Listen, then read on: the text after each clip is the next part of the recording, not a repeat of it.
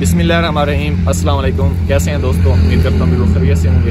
मैं मोहम्मद वकास और आपको खुश आमदीद करता हूँ अपने यूट्यूब चैनल पर। अगर आप लोग फेसबुक पर देख रहे हैं तो पेज को लाइक लाजमी कर लीजिएगा ताकि प्लांट से रिलेटेड जितनी भी वीडियोज़ आ रही होती हैं वो आपको बर वक्त मिलती रहें। अच्छा, आज बात करते हैं कि ऐसा काम जो हमें प्रूनिंग करने से पहले कर लेना चाहिए या फिर प्रूनिंग करने के फ़ौरन बाद कर लेना चाहिए।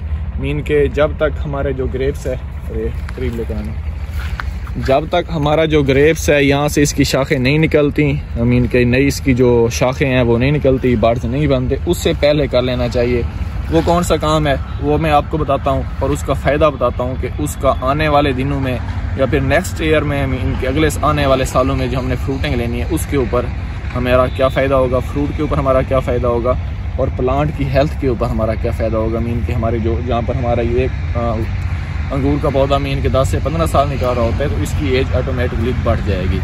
जी हाँ, मैं बात कर रहा हूँ पौधे की। जो ज़रा नीचे लेकर आना तड़ू की जड़ों की जानिब। देखें आप, ये हमारा पौधा है, गालबन ये सुल्तानिया सी का पौधा है।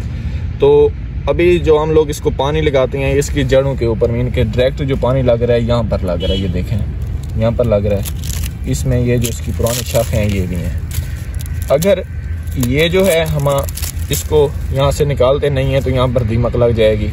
एक जिस्ट में आपने प्रूनिंग करनी है तो आपने सबसे पहले इसका ये ख्याल करना है, ठीक है। आपने जितनी ये पुरानी इसका जो छिलका है इसको उतार लेना है। उसके बाद दूसरा आपने क्या करना है, यहाँ पर पानी नहीं लगने देना। मैंने आपको सिट्रस का फर्टिलाइज़र प्लान बताया था, वो आपको मैंने कम अज़ कम ऐसे समझ लें 1 फुट का बताया था।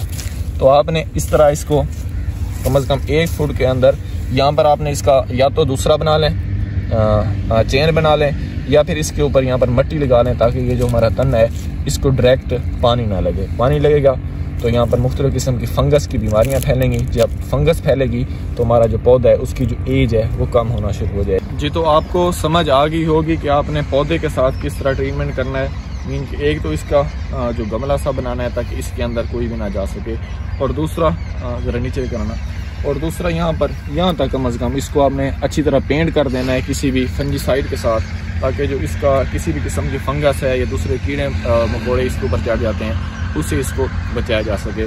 अगर आप लोग इसका जो ज़्यादा करते हैं इसकी जड़ें होंगी वो यहाँ तक फैल जाएंगी। अब देखें यहाँ पर हमारा पौधा है, यहाँ पर ये बिल्कुल जगह जो है ये नीचे दिखाना, ये बिल्कुल सूखी हुई है। अगर हमारी जो पानी वाली नाली है यहाँ पर आ जाती है, ठीक है, यहाँ पर अगर हमारी पानी वाली नाली आ जाती है तो जो हमारे पौधा है उसकी जड़ें हैं वो यहाँ तक आ जाएंगी, यहाँ तक पानी ले लेंगी, और जो हमारे पौधे के इर्द गिर्द जितनी भी जगह हैं वो खुश्क रहेंगी। तो इससे में क्या फ़ायदा होगा, जो हमारा पौधा है उसकी ग्रोथ अच्छी से अच्छी होगी।